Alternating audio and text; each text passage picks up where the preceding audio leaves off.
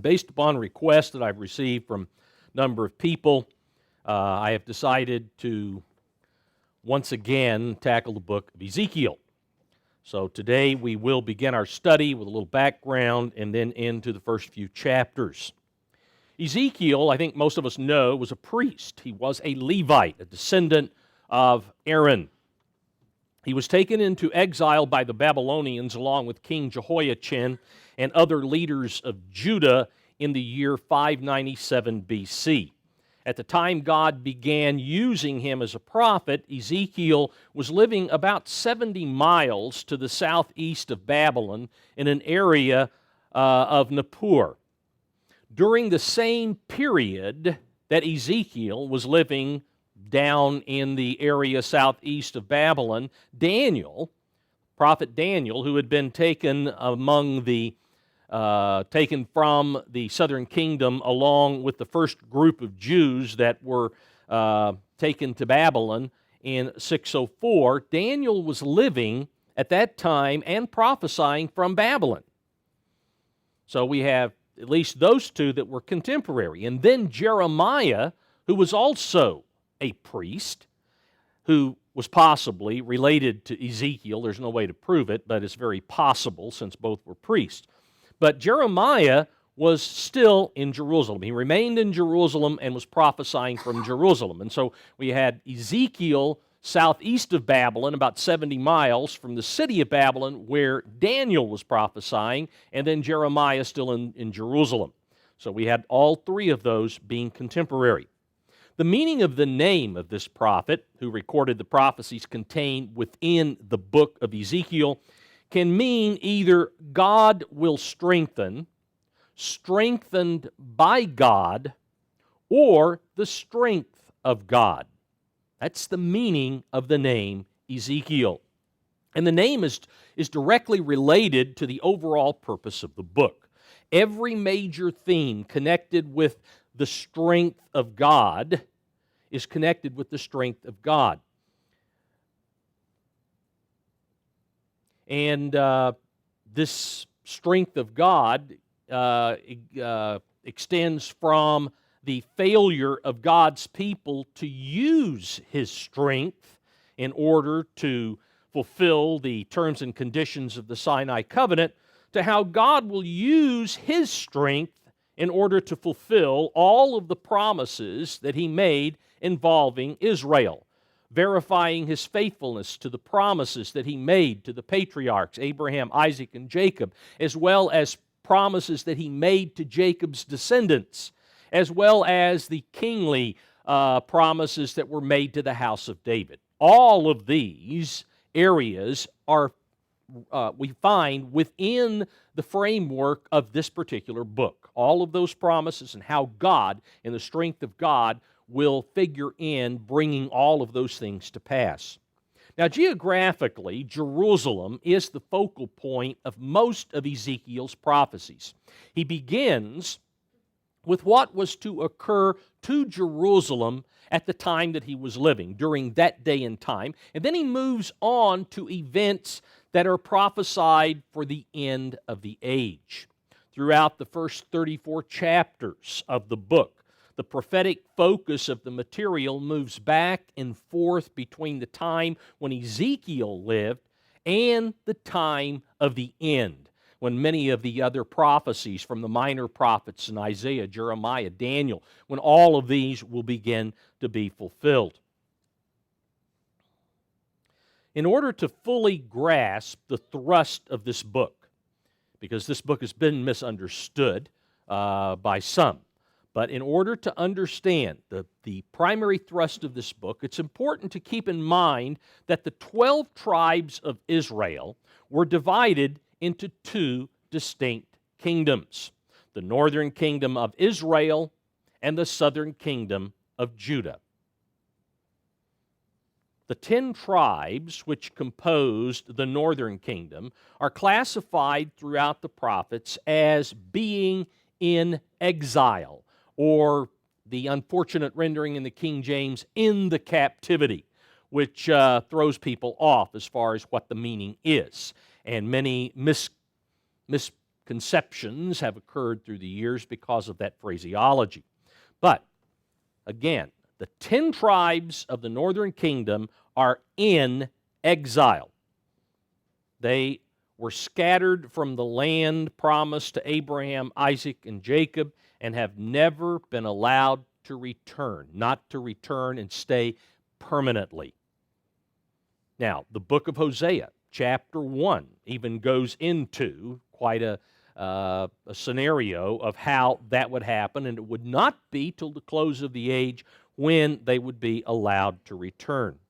One of the primary themes in Ezekiel is the importance of all of the descendants of Jacob inheriting the land of Israel, the land of promise. It was promised to Israel. It was promised to Abraham, to Isaac, then narrowed down to Jacob, and then, by descent, all of Jacob's descendants. They all have a right to inheritance.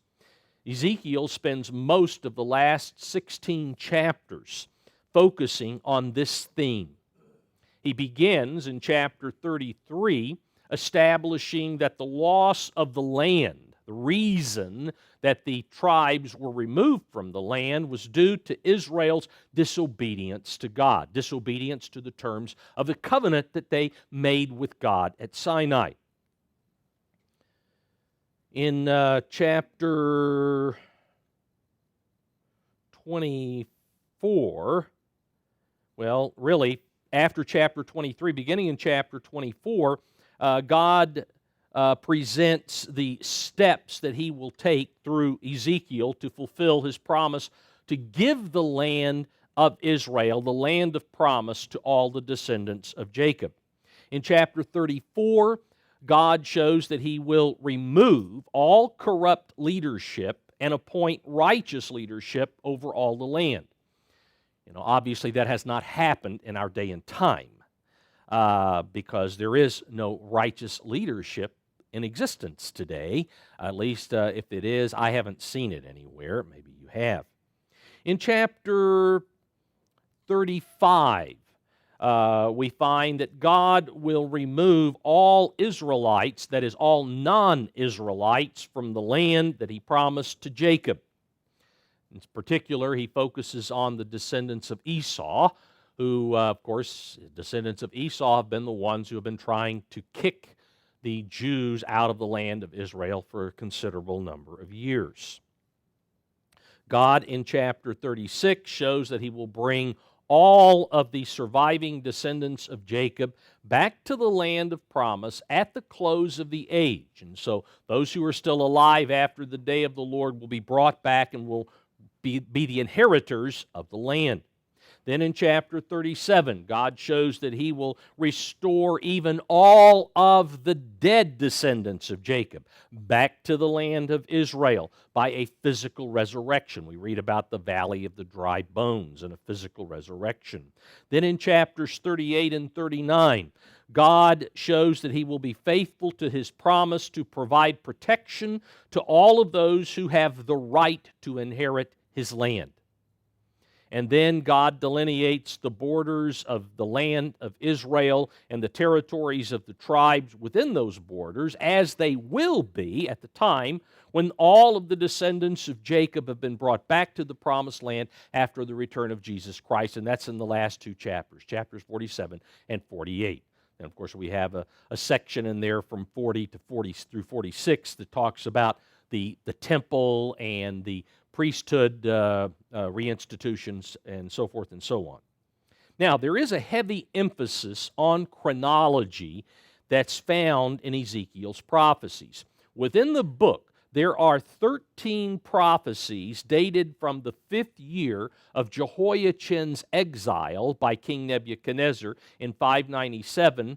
The 5th year would actually be 592. He was taken in 597. The 5th year was 592. And beginning in 592, for 21 years, over the course of 21 years, there would be 13 prophecies, the last one being in the year 571 BC. Now, chapter 1, verse 1, from the Tanakh translation, in the 30th year. Now, since priests entered temple service, their service at the temple at the age of 30, according to Numbers chapter 4, it's very possible that God may have elected to begin using Ezekiel as a prophet at this critical year of his life. That's possible. Maybe that's what the 30 years is talking about. However, it's more probable that the 30th year refers to the end of the passage of time from the renewal of the covenant between God and Judah in the 18th year of Josiah's reign. Remember, Josiah entered into a covenant because all of the corruption, everything that was going on, he decided that there needed to be a revival. And so he went back through the covenant, and all of Judah agreed to that covenant, pretty much the covenant from Sinai. And so that was in Josiah's 18th year, and which would have been the year 623, 622 BC. 30 years later would bring us then to 592. Then he goes on here. In the 30th year, on the 5th day of the 4th month, when I was in the community of exiles by the Chebar Canal, after being transported from his homeland to resettlement areas in the Babylonian Empire, Ezekiel, as far as that goes, all of the Jews, once they were deported and they were brought to Babylon for resettlement, the Jews were allowed to live in their own communities. They seem to have been viewed more like colonists than slaves. That is, they were given a certain territory and they were expected to work the land, to farm, and so forth and so on. Ezekiel found himself living in the area of ancient Nippur, which was located on the artificial waterway loop that ran southeast from the Euphrates River. So the Babylonians had carved out a canal in order to take care of irrigating that land in that area.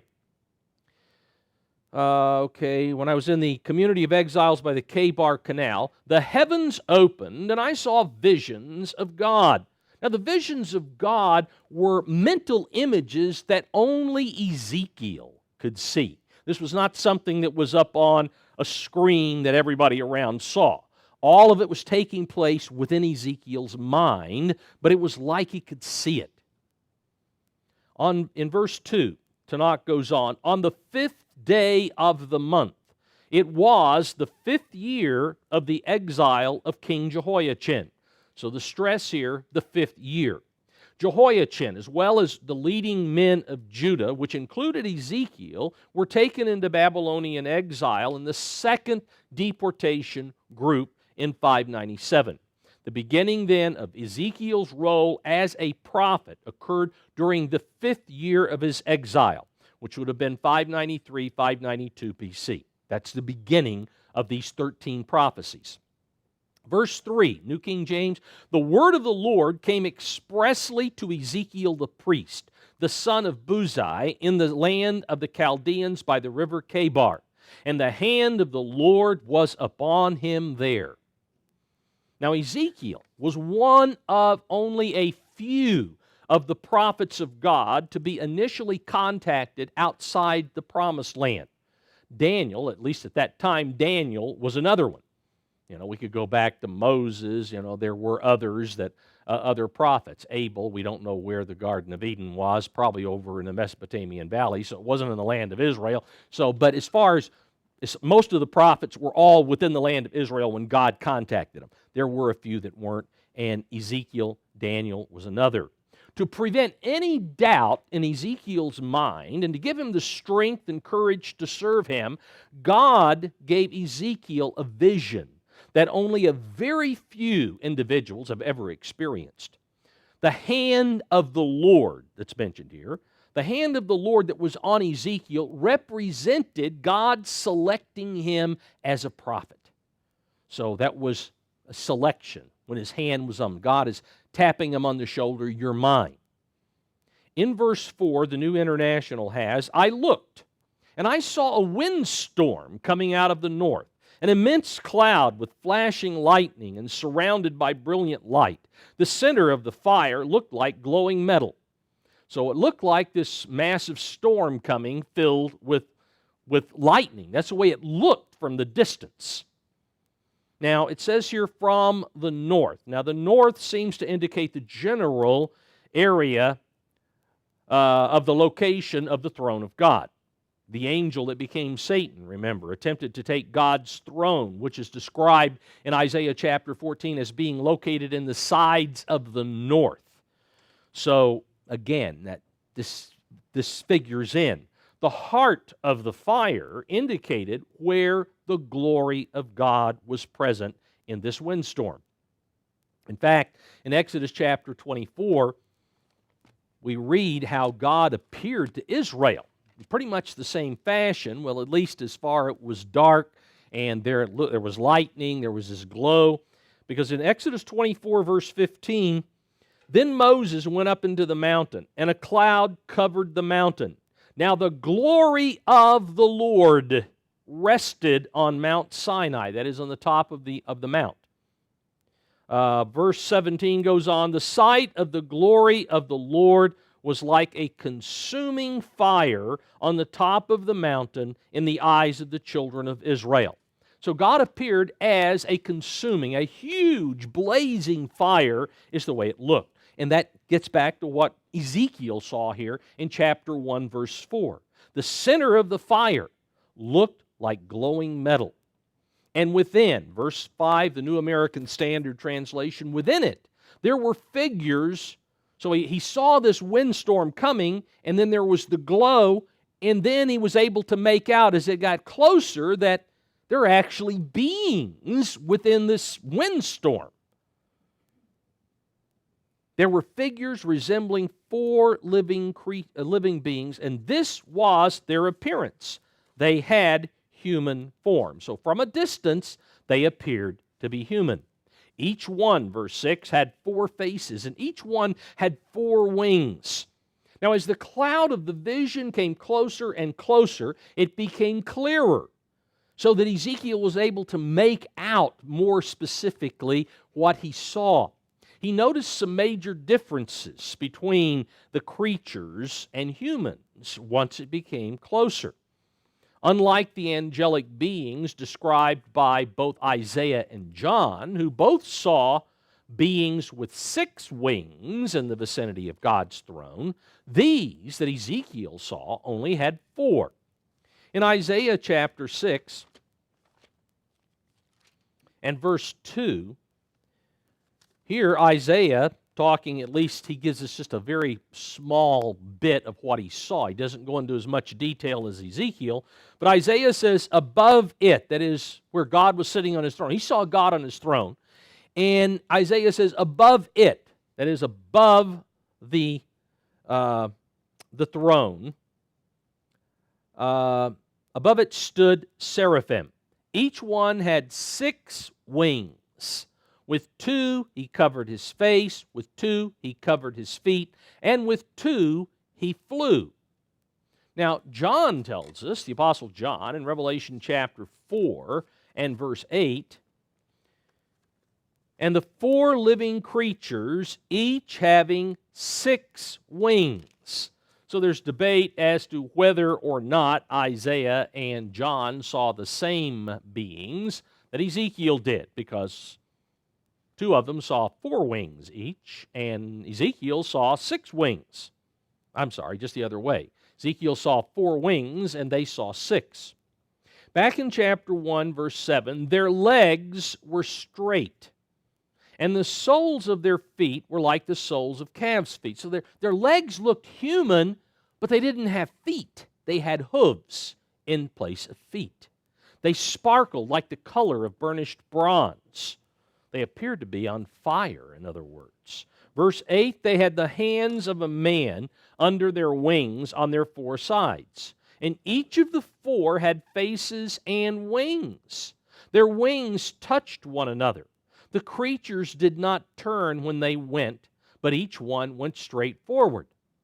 Now, this doesn't mention any arms, implying that the hands are somehow attached to the underside of the wings, kind of like a bat. You know how the bat has its claws or whatever on the wing, and like a hand almost.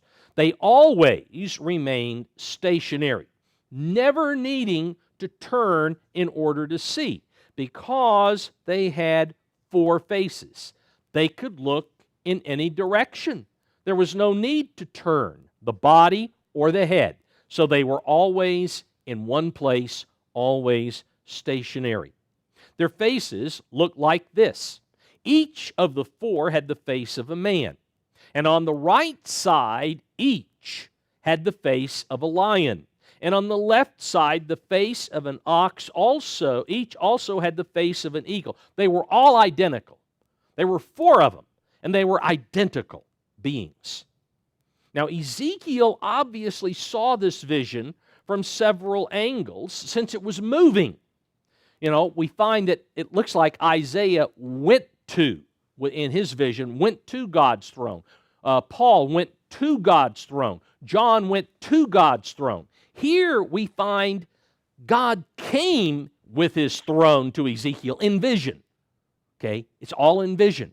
Just like God appeared to Moses and Aaron and Nathan and Byram, whoever, I can't remember which of his sons, and the 70 elders of Israel. Remember, that was at Mount Sinai, and they all dined in the presence of God. So in that vision, God came to them. Doesn't talk about any kind of windstorm or cloud like Ezekiel saw. So there's a difference, apparently, in the way God showed these visions. But in most cases, individuals were taken to the throne and saw. Ezekiel sees movement. And so as this is moving and darting and coming closer, he's able to see the whole situation from different angles. And so he's able to pick up more than what John was able to see, or more than Isaiah was able to see, at least from what they recorded. Now, again, Ezekiel, since he could see, saw this. John, one viewpoint. Isaiah, one viewpoint. But John was hampered, because John tells us in Revelation chapter 4, and breaking in here into verse 6, John tells us that in the midst of the throne and around the throne were 4 living creatures. Then in verse 7, he goes on to say, the first living creature, to him they all were different. Because the first one, John says, was like a lion. The second living creature was like a calf. The third living creature had a face like a man. And the fourth living creature was like a flying eagle. So to him, they all had a different head. But if he was looking from one perspective only, that was all he could see. He could see the front of one, the back of the head of the one on the far side. He could see the right side of the one standing on the left side of the face, or the left face on the one on the right. That's what he could see, and so that's what he understood. And so it's clarified that they all 4 had the same faces. They had 4 separate faces. Now, chapter 1, verse 11, the New International goes on.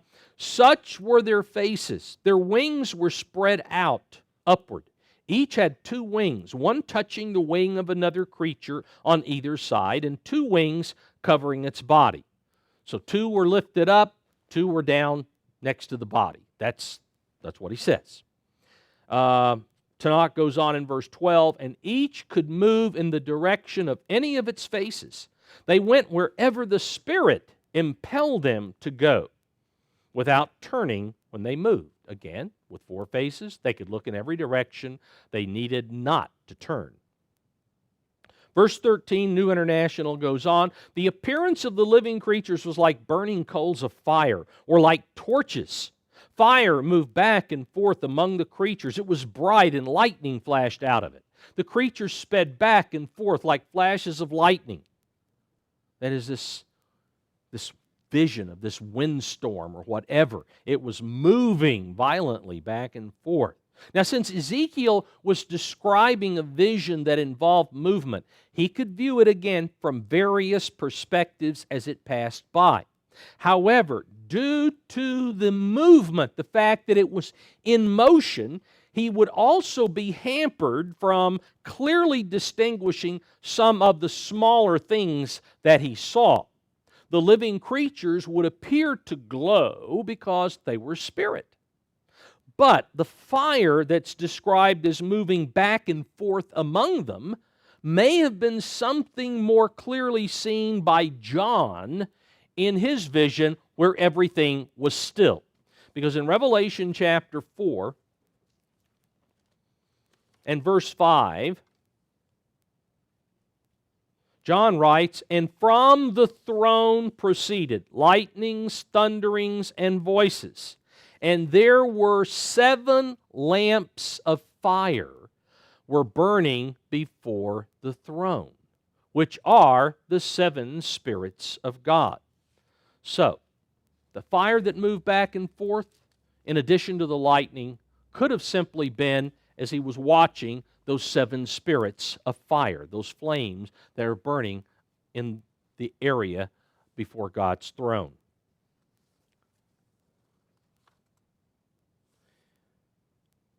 All right, in verse 15, the New International Translation. "As I looked at the living creatures, I saw a wheel on the ground beside each creature with its 4 faces. This was the appearance and structure of the wheels. Not in any of the other 5 recorded visions of God's throne room are wheels ever mentioned. These 4 creatures are no doubt the same ones that John saw in his vision, probably the same ones that Isaiah viewed. They both saw 6 wings and no wheels, and yet Ezekiel saw 4 wings and 1 wheel directly connected to each of these 4 living creatures. The answer should be very obvious, this enigma that people propose. The wheel beside each creature is actually the other 2 wings, that last set, that third set of wings in motion. The same effect that the same effect that Ezekiel saw that John didn't see. This wheel would be very similar to what we see when we watch a hummingbird hover. It looks like there's a circle around it. It looks like there's a wheel, if you will, spinning around the body of that bird, because the wing moves so fast you don't distinguish the wing. You know it's a wing because you know it's a hummingbird. But Ezekiel didn't know, and so to him it looked like a wheel. Von Daniken, of course, thinks this is talking about spaceships, in his weirdo book. But that's not a UFO here. Okay, that's not a UFO. This is wings in motion. It goes on. This is the appearance and structure. They sparkled like chrysolite or like beryl, the New King James has. The mineral beryl is a sea green or a blue-green color.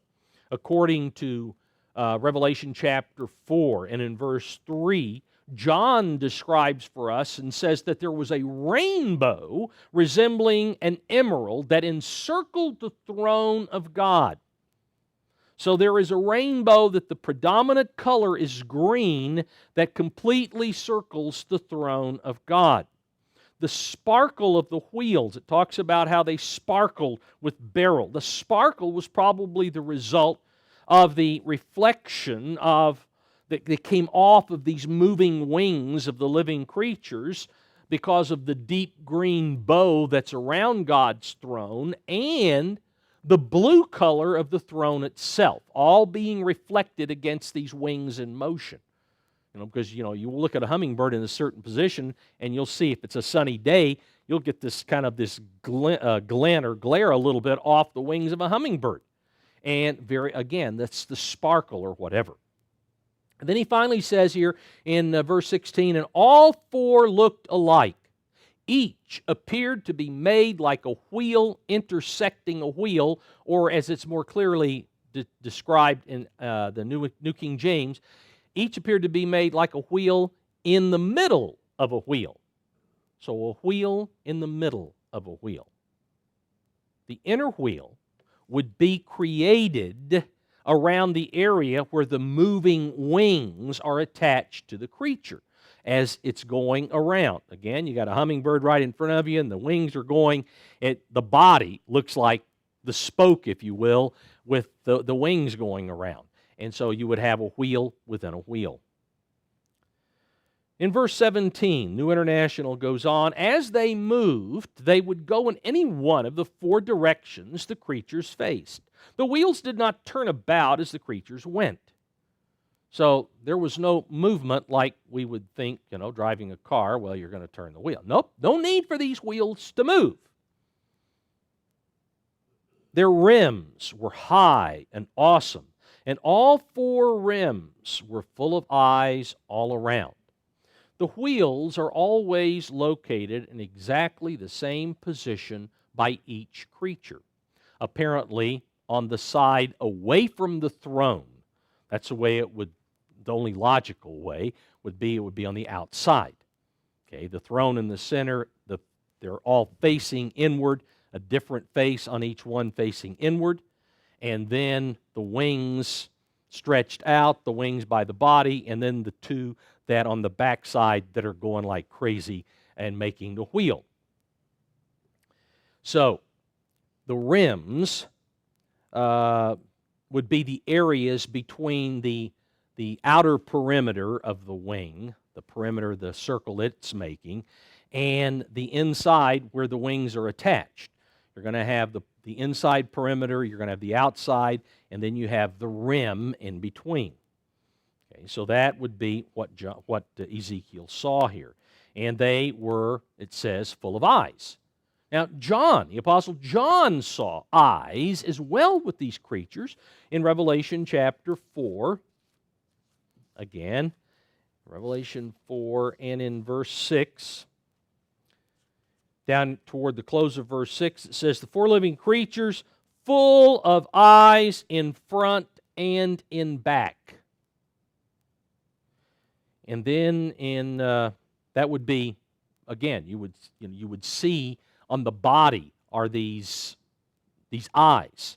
And so the wings are moving so fast that between, you could, they're opaque or whatever, you're going to see those eyes that are glistening off the body.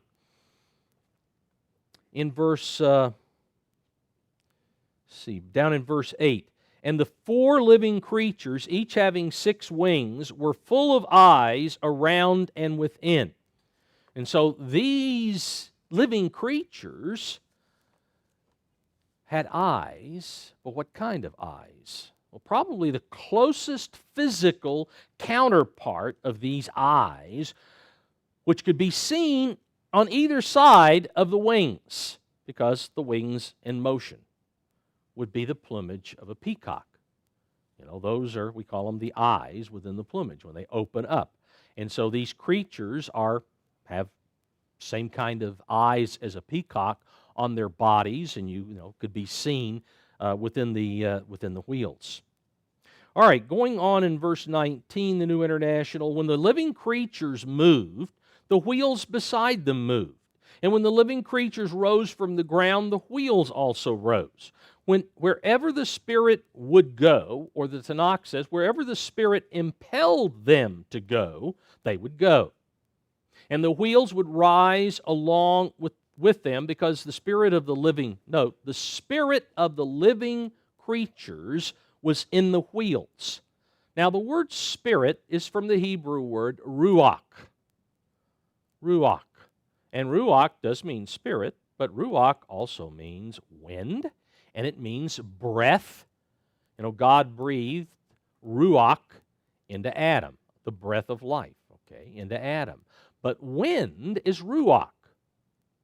And so, because the spirit or the wind that was created by the living creatures was in the wheels were what was stirring up all of the dust from this windstorm that was coming.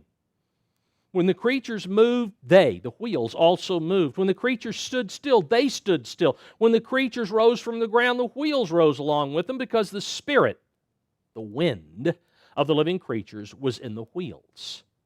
The wind, what was propelling all of this was in the wheels, was again the movement. It was the source of the power of the windstorm. In verse 22, Tanakh goes on, above the heads of the creatures was a form. Now, the New English translation says something like a platform. So above the heads of the creatures was something like a platform, an expanse with an awe-inspiring gleam as of crystal, was spread out above their heads. Under the expanse, each had one pair of wings extended toward those of the others, and each had another pair covering its body. Again, both John and Moses recorded that God's throne sits on a crystal floor. Revelation 4:6 says, before the throne there was a sea of glass resembling crystal. That's what John saw. Moses tells us back in Exodus 24, verse 10, that not only Moses, but Aaron and the 70 elders, Aaron's sons, they all saw the God of Israel, and it said, under his feet. Okay, he's sitting on a throne, but under his feet there appeared to be a pavement of sapphire. And that pavement of sapphire, he says, was as clear as heaven, or as clear as the sky above. And so here we are told in both places about a crystal floor. Now, once again, in these verses, the point is made, just as it was in verse 11, that not all of the wings of the creatures are used for flying. Isaiah said each had 6 wings. With 2, they covered their faces. Okay, if they're holding them up, some of the faces would be covered as they're reaching out to touch one another. With 2, he covered his feet, that is the body, and with 2, he flew. So there was another set. Isaiah never says anything about wheels, but maybe he saw them. He saw them when they were moving, when they flew. We don't know, because he just gives us a very small picture of what he was able to see.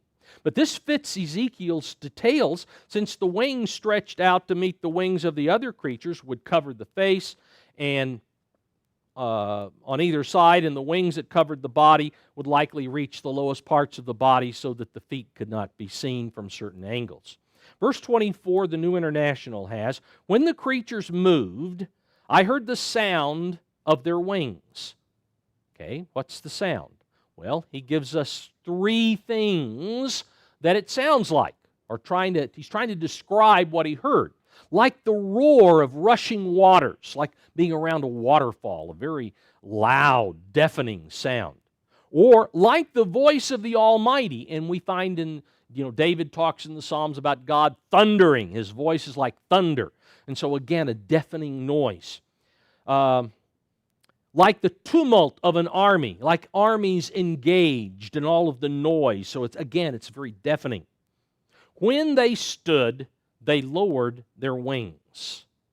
That is, when they stopped in one place, they lowered the wings that they were holding up. Now, Ezekiel doesn't mention seeing the wings in motion.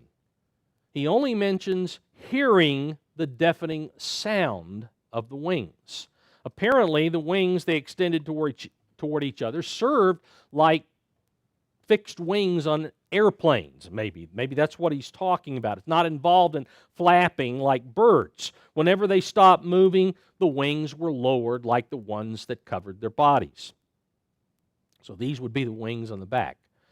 Verse 25, New International has, then there came a voice from above the expanse over their heads as they stood with lowered wings.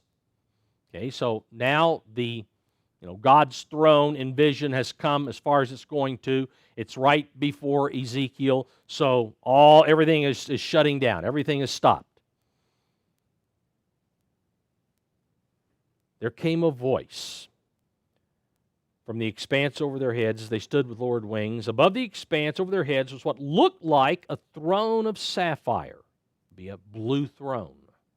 And high above on the throne was a figure like that of a man. So after the creature stopped in front of him, Ezekiel heard the sound of God's voice coming from above the crystal floor upon which his throne was set. When he looked above the creatures, he was able to see God on his throne. The color again, blue. Moses and Aaron, Nadab and Abihu, and the 70 elders of Israel, again, as we saw earlier in Exodus chapter 24, verse 10, they saw the reflection of the throne in the crystal floor under the throne. The throne is blue, and again, it looked like the pavement under God's feet was blue, like the sky. That's what is described there in Exodus 24. Verse 27, the New International continues, I saw that from what appeared to be his waist up, he looked like glowing metal, as if full of fire, and that from there down he looked like fire, and brilliant light surrounded him. This description of God is very similar to the description that the Apostle John gives us of the glorified Christ back here in Revelation chapter 1. Now here in Revelation 1 and in verse 14, it says, latter part of the verse, his eyes were like a flame of fire. His feet were like fine brass, as if refined in a furnace. Down here in verse 16, the latter part, his countenance, that is, the look on his face, was like the sun shining in its strength. And so this description, and there's more to the description, but just give you a sampling, this is very, very similar to what Ezekiel saw when he looked up at the individual on the throne. Now, verse 28, the New International goes on, like the appearance of a rainbow in the clouds on a rainy day, so was the radiance around him. This was the appearance of the likeness of the glory of the Lord. When I saw it, I fell face down, and I heard the voice of one speaking. Again, as mentioned before, in Revelation chapter 4, verse 3, John, the Apostle John, saw the rainbow and pointed out that the predominant color was green. It was like an emerald. All that had transpired up to this point in the vision revealed to Ezekiel that God had come to him because he had been selected by God for a special work. And now God was about to explain what that role would be. Here in chapter 2, verse 1, and he said to me, Son of man, Tanakh renders that, O mortal. So son of man or O mortal. I think there's another translation that also uses the term mortal in place of son of man. He said to me, Son of man, stand on your feet, and I will speak to you. Now, Ezekiel had fallen down, face down, here previously in verse 28. He fell face down. God says, okay, get up. I've got something to talk to you about. Now, this title, Son of Man, is used over 90 times when God addresses Ezekiel. Over 90 times. It's used again twice in Daniel. Once when Gabriel talks to Daniel, he says, Son of Man. And then there is a reference in Daniel chapter 9 to the Messiah, when one like the Son of Man came before the Ancient of Days, okay? Those are the places where Son of Man is used. But most of the places Son of Man is used in the Old Testament is here in Ezekiel, but in Ezekiel it is definitely talking about Ezekiel being a human being, not some title as we get to Son of Man in the New Testament. That's for another time. It's too lengthy to get into. Verse 2, Then the Spirit entered me when he spoke to me, and set me on my feet, and I heard him who spoke to me. Now, the Spirit entering Ezekiel indicates that God strengthened him. He was weak, and he was almost terrified by what was going on. It was such a phenomenal thing that was going on. So the Spirit entered him, simply God strengthened him. It was God who would work in and through him to enable Ezekiel to accomplish the commission that God was about to explain to him. Verse 3, And he said to me, Son of man, I am sending you to the children of Israel, to a rebellious nation, or the King James marginal rendering has nations plural. So it can be either plural or singular here. To a rebellious nation that has rebelled against me. They and their fathers have transgressed against me to this very day. It's been ongoing. Ezekiel's commission, we find here, was focused on all of the descendants of Jacob, all of the tribes of Israel. This means that the work assigned to Ezekiel extended beyond what he had the capability to do during his day and time, because he was in exile. He was not allowed to leave exile. So he was stuck where he was during this time. So he couldn't go to the other tribes, but he could go to the ones who had been brought there from Jerusalem into the area of Babylonian exile. There were others, however, that he was being sent to the children of Israel, all the tribes. Now, verse 4, for they are impudent and stubborn children. I am sending you to them, and you shall say to them, thus says the Lord God, as for them, whether they will hear or whether they refuse, for they are a rebellious house, yet they will know that a prophet has been among them. The name Lord God, Lord being capital L, lowercase O-R-D, and then capital G, capital O, capital D. That term is from the Hebrew Adonai Yahweh, or YHWH. Okay, that's how that's being translated. Because generally you'll see capital L-O-R-D. It's all caps. Well, when you get to that, that is just YHWH. Here it's done differently by the translators to distinguish it's a different word in the Hebrew, a different name of God. So thus says the Lord God. Now, since it was used over 200 times in this book, it is the most commonly used name for God in Ezekiel's writing, just as a heads up. The message Ezekiel was to deliver was transmitted by God's authority. Came from God. Didn't come from, ideas that Ezekiel came up with on his own. It came from God. The response of the people, what he's telling them here is the response of the people to the message was irrelevant to God. He said, I don't care. It doesn't matter how they, whether they like it or not. It doesn't matter to me. God emphasizes the need for people to be given enough understanding to realize why calamities and problems overtake them, and especially in the case of Israel, since they were bound by a covenant made by their ancestors with God before they ever entered the land of promise. It was important that they understand why they were going to experience what they experienced. God's going to send two witnesses to let the whole world know why the day of the Lord is coming.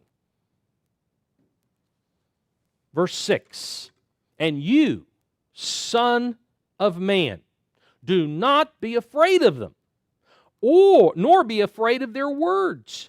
Though briars and thorns are with you, that means those who are hurtful. Anytime you get into some briars and thorns, you get hurt. Well, there are those who Ezekiel would be among who were very hurtful. So, though briars and thorns are with you, and you dwell among scorpions. Scorpions will attack.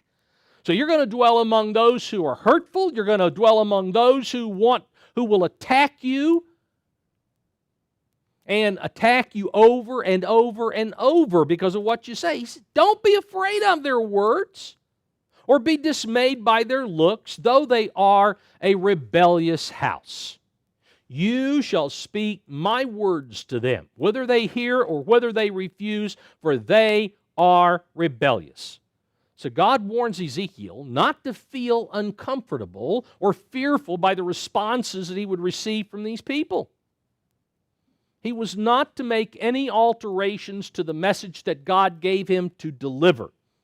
despite the reaction of the people. Well, if they don't accept it, well, maybe I can kind of turn it around and make it more palatable for you. No, God says, you give it to them just the way I told you. Because it doesn't matter to me. They're a rebellious house. I don't care whether they hear or not. This is just a warning that you're giving them. Verse 8, but you, son of man, hear what I say to you. Do not be rebellious like that rebellious house. Open your mouth and eat what I give you. God's messenger must carefully listen and understand what God wants to be communicated. By eating what God gave him, Ezekiel would exhibit his total obedience to God, not like Israel, which was disobedient, a disobedient people who have not listened to me from the days of their fathers till now. Verse 9, now, when I looked, there was a hand stretched out to me, and behold, a scroll of a book was in it. Then he spread it before me, and there was writing on the inside and on the outside, and written on it were lamentations and mourning and woe. The scroll was composed entirely of the calamities and suffering that God promised as curses that would come on the tribes of Israel if they were disobedient to him. Here in Deuteronomy chapter 28, let's look at a couple of verses here real quickly. We won't go through all of this by any means. But Deuteronomy 28, verse 15, after he said, now if you will obey, all of these wonderful blessings are going to come. Now he comes to verse 15, but it shall come to pass, if you do not obey the voice of the Lord your God, to observe carefully all his commandments and his statutes, which I command you today, that all these curses will come upon you and overtake you. And then he begins the curses. Let's skip down to verse 58. Here in verse 58, if you do not carefully observe all the words of this law that are written in this book, that you may fear this glorious and awesome name, the Lord your God. Skipping down to verse 63, latter part of verse 63 here, it says, you shall be plucked from off the land which you go to possess. Then the Lord will scatter you among all peoples from one end of the earth to the other. All of this was part of the lamentations, mourning, and woe that was written on this scroll that Ezekiel was to eat. Now, chapter 3, verse 1, the New International has, and he said to me, Son of man, eat what is before you. Eat this scroll, then go and speak to the house of Israel. So I opened my mouth, and he gave me the scroll to eat. Now, it was necessary for Ezekiel to eat and fully digest the message that God had given him so that there would never be any hesitation or lack of conviction. Once he began fulfilling his commission, he had to be absolutely convicted. Because without conviction, the message is wishy-washy. There's got to be conviction. And so he had to have this message fully digested and assimilated before he began the job that God had given him. Verse 3, then he said to me, Son of man, eat this scroll I am giving you, and fill your stomach with it. So I ate it, and it tasted as sweet as honey in my mouth. Now the Apostle John, back in Revelation chapter 10, had a similar experience at the time he saw the vision of the angel with a little book in his hand, and he heard the message of the seven thunders that's brought out here. Revelation 10 and verse 9. Revelation 10:9, John writes, And I went to the angel and said to him, Give me the little book. And he said to me, Take and eat it. Now, skipping down here to a little bit here to the the end, he says, it will be as sweet as honey in your mouth. And I took, verse 10, I took the little book out of the angel's hand and ate it. And it was as sweet as honey in my mouth. Now, the sweet taste that Ezekiel experienced, and even what John experienced initially, was the same reaction of David when he received words from God, as he brings out here in Psalm 119. Psalm 119 and verse 103. Psalm 119, verse 103. Note what David writes. How sweet are your words to my taste, sweeter than honey to my mouth. All right, so David said, hearing the words, receiving words from God is sweet. It's wonderful. It's a phenomenal thing. And that's the initial reaction. These words, this understanding has come from God Almighty. And so that's reason why David and why Ezekiel and why later John could describe these words once they ate. They had been given words from God and they were sweet. Now, verse 4 of chapter 3, New King James continues, and he said to me, Son of man, go to the house of Israel and speak my words to them. Now, God makes it very clear that the descendants of Jacob are to be the primary recipients of the message he commissioned Ezekiel to deliver, because so much of this material in the book is all about Israel. So they are the primary focus, the descendants of Israel. Verse 5, for you are not sent to a people of unfamiliar speech and of hard language or of difficult language. The Tanakh has, and a few other translations, talks about a difficult language. That is one that he was not familiar with. But I'm not sending you to those kind of people, but I'm sending you to the house of Israel. So God was sending Ezekiel to his own people. He was sending Ezekiel to those who had the same genealogical descent and who were aware of their historical tie to the covenant that their ancestors made at Mount Sinai. These people, they know the terminology. Ezekiel, they'll understand the terminology you use. They'll understand because they've got the background. Verse 6, sending you not to an unfamiliar speech and whatever, but to the house of Israel. Not to many people of unfamiliar speech and of hard or difficult language, whose words you cannot understand. See, again, a foreign language. Surely, had I sent you to them, those with a different language, those where you would need a translator, they would have listened to you.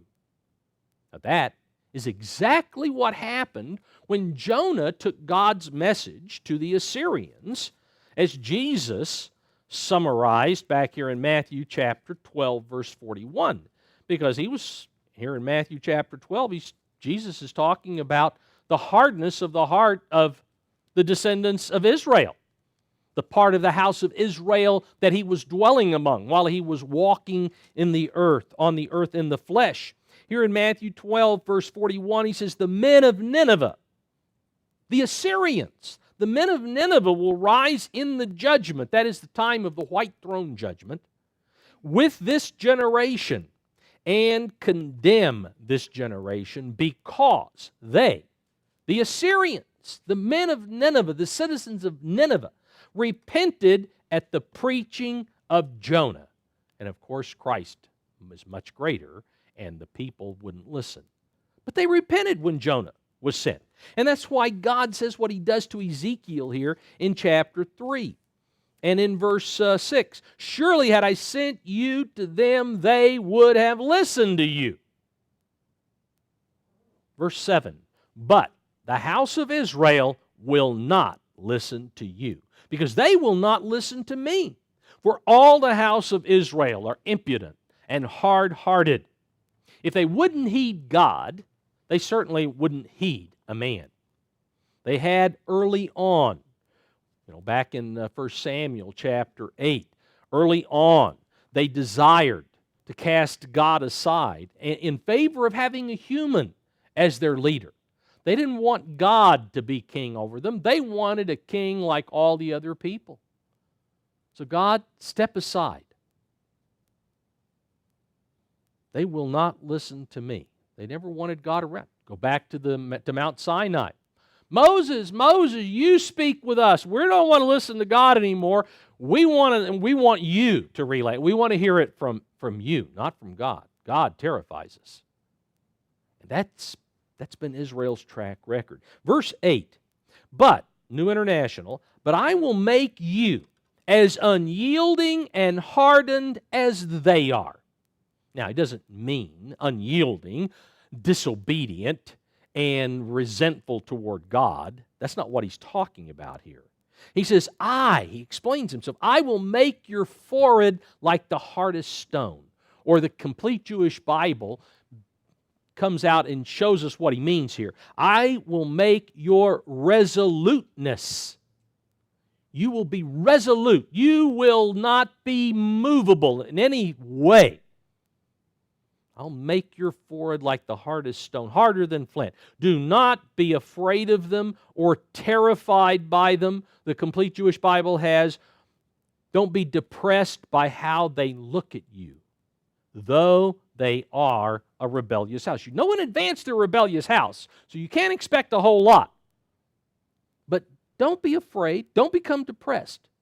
Now again, remember, the name Ezekiel means strengthened by God. And here we find God doing just that with his prophet, so that Ezekiel would not become discouraged in discharging the assigned responsibility that God had given him. I'm going to make you hard, Ezekiel. I'm going to strengthen you. Verse 10, the New International goes on. And he said to me, Son of man, listen carefully and take to heart all the words I speak to you. Go now to your countrymen in exile and speak to them. Say to them, this is what the sovereign Lord says, whether they listen or whether they fail to listen.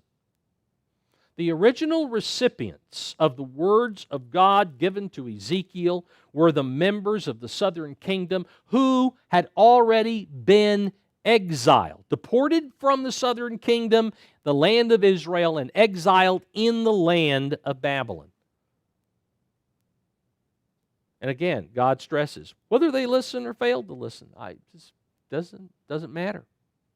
Verse 12, New International, then the Spirit lifted me up, and I heard behind me a loud rushing sound. May the glory of the Lord be praised in his dwelling place.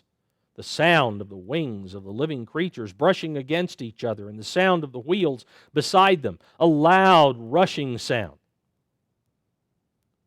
In the earlier part of the vision, Ezekiel was stationary and witnessed God and God's entourage coming toward him to come right before him in his presence. Now, it's Ezekiel that's taken up and transported in vision, leaving what was there in vision behind.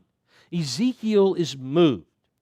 Now, he was in such awe by all of this, by feeling the sensation of being lifted and flying and all, that he praised God for what was happening. That's what we find here. Then the Spirit lifted me up. I heard behind me a loud rushing sound. The sound of the wings of the creatures, blah, blah, blah. But notice right here in the middle, when this first happening was picked up, may the glory of the Lord be praised in his dwelling place. He was excited by what he experienced as he was describing what he heard. Verse 14, New King James, so the Spirit lifted me up and took me away. Ezekiel was lifted up and taken away from God and his entourage, but only in the vision, because all of this is taking place in his mind. It wasn't in reality that he's flying and people are watching him fly. No. This was all in vision. Verse 14 goes on, and I went in bitterness, in the heat of my spirit. But the hand of the Lord was strong upon me. Due to the presence of the power of God's strength, which is indicated by this term, the hand of the Lord on me, Ezekiel was determined to zealously fulfill God's instructions. That's what he means here when he says that in the heat of my spirit, he was zealous. He was going to be diligent in the job and the responsibility that was now his. However, as in the case with the Apostle John, the initial sweetness of the scroll, the initial sweetness of hearing these words from God, became otherwise when Ezekiel began to consider the magnitude of the future suffering that was stipulated in this message that God had given him to eat and to digest. Because here in Revelation 10, verse 10, John says, when I had eaten it, that scroll that tasted so good, when I had eaten it, my stomach became bitter. And hence, we go back to chapter 3, verse 14, latter part. Ezekiel says, I went in bitterness. I went in bitterness because of realizing all of the horrible things that lay ahead. All right, chapter 3, verse 15, New International. I came to the exiles who lived at Tel Aviv, near the Kebar River. And there, where they were living, I sat among them for 7 days, overwhelmed. Ezekiel now had to try and assimilate all that God had told him he would be responsible for transmitting to the house of Israel. Now, we're also told back in Leviticus chapter 8 that the priests were required to take 7 days to be consecrated for their office. There was a 7-day period of consecration. And maybe, he's a priest here, maybe he just turned 30. We don't know, but it seems maybe reasonable. And God had given him an assignment, so now he was taking the 7 days for consecration, so that he is now ready and prepared. Verse 16, New King James. Now it came to pass at the end of 7 days that the word of the Lord came to me, saying, Son of man, I have made you a watchman for the house of Israel. Therefore, hear a word from my mouth and give them warning from me. A watchman was required to take a post, a position, where he could clearly see further in the distance than those he was responsible for warning. Like the one who on the old sailing ships had to go up into the crow's nest so he could see much further than anyone else. And on the walls of the city they would have higher places, and that's where the watchman was to be, was in the high spot along the wall. Well, God gave Ezekiel visions that enabled him to see way off into the distant future as a warning. Not only what was coming to Jerusalem in just a matter of a few years, in less than a decade, but also for what was coming at the end of the age. Ezekiel was a watchman. Verse 18, the New International, when I say to a wicked man, you will surely die, and you do not warn him or speak out to dissuade him from his evil ways in order to save his life, that wicked man will die for his sin. He will get what he has earned. Wages of sin is death. And I will hold you accountable for his blood. But if you do warn the wicked man, and he does not turn from his wickedness or from his evil ways, he will die for his sin, but you will have saved yourself. So God now elaborates on the seriousness of Ezekiel's role as a watchman. A watchman was responsible for the welfare of those that he was assigned to have the oversight of. If withholding a warning resulted in an individual's death, God says, I will hold the watchman accountable for murder because he had the responsibility. He was given oversight, and he failed. So he will also share in the sin. Verse 20, again, when a righteous man turns from his righteousness and does evil, and I put a stumbling block before him, or Fenton translates, or when I reprove him openly, he will die. The New Living Translation has here in the first part of verse 20, if righteous people turn away from their righteous behavior and ignore the obstacles I put in their way, they will die. Now, as these translations, the New International, Fenton, the New Living Translation, as they bring out, this passage can be understood in several ways. If one was, or I should say, if one who has lived a life of obedience, because it talks about a righteous man, that is one who is doing things the right way. If he is living a life of obedience and turns from that life to a life of disobedience, God will, number one, either cause him to trip and fall due to the iniquity that he is pursuing, or God will create solutions that he lay before him. He says, okay, there's a solution to this, or he puts the situation in front of him where he sees and recognizes his fault and understands the only solution to this is to repent. So he gives him opportunity to repent. So one way or the other, it's the Hebrew's translated in different ways in this verse.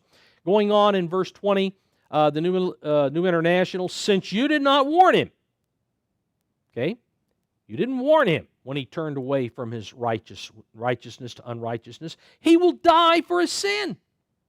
The righteous things he did will not be remembered, and I will hold you, the watchman, I'll hold you accountable for his blood. But if you do warn, note, if you do warn the righteous man not to sin, and he does not sin, he will surely live because he took warning, and you will have saved yourself.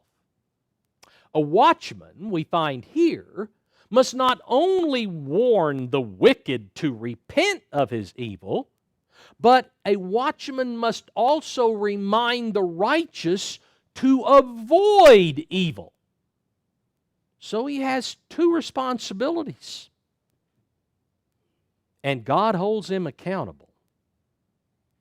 Verse 22, Tanakh translates, then the hand of the Lord came upon me there, and he said to me, arise, go out to the valley. Now, other translations, the New King James, and a number of others, has a plain here, because the Hebrew can pretty well be either a plain or a valley. So its toss-up doesn't really have any great effect on what's going on here. So, arise, go out to the valley, or go out to the plain, depending on your translation, and there I will speak with you. I arose and went out to the valley, or the plain, and there stood the presence of the Lord like the presence that I had seen at the Kebar Canal. And I flung myself down on my face. So he saw exactly the same thing. Here was God on his throne and the entourage. Once again, he saw the same thing. God required Ezekiel to come away from everybody else. He wanted him to be alone when this vision, like the first vision, was relayed to Ezekiel. Verse 24, the New King James has, then the Spirit entered me and set me on my feet and spoke with me and said to me, go, shut yourself inside your house. Tanakh goes on, as for you, O mortal, cords have been placed upon you, and you have been bound with them, and you shall not go out among them. God is the one who put these bonds on him, or these cords. In other words, God says, I am putting some restrictions on you, Ezekiel. There are restrictions you're going to operate under. God established when Ezekiel would prophesy. It would only be when God told him to do it. Ezekiel did not have the freedom to say, okay, I think today I'm going to do this or today No. Ezekiel went when God said to go. He was to remain in his house. That's what it shows here, except when God required him to go out among the captives, the other exiles, and speak or dramatize the messages that God gave him. Verse 26, the New International says, I will make your tongue, God speaking to Ezekiel, I will make your tongue stick to the roof of your mouth, so that you will be silent and unable to rebuke them, though they are a rebellious house. So you're not going to be able to go out and tell them they're wrong. Well, remember, God had already told Jeremiah before this, Jeremiah, don't pray for this people anymore. Decision's already been made. There's nothing that you can do to change what I've established. And that's pretty much where this is.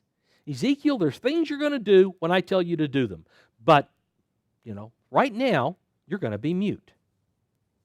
And this condition of being restrained from speaking publicly would last for almost 7.5 years until the fall of Jerusalem.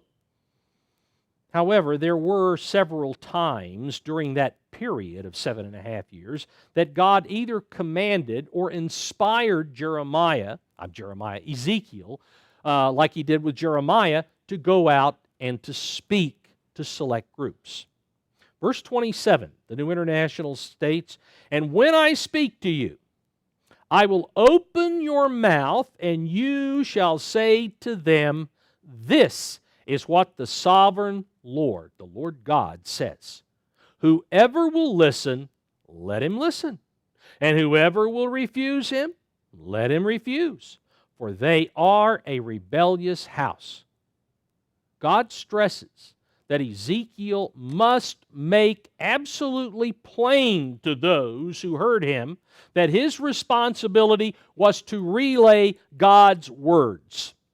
He wasn't there to debate or to reason with them based upon the things he said. I'm not throwing this out for you to debate. This is what God says, take it or leave it. And that brings us to the close of chapter 3, and then we will plan to pick up with chapter 4 next time.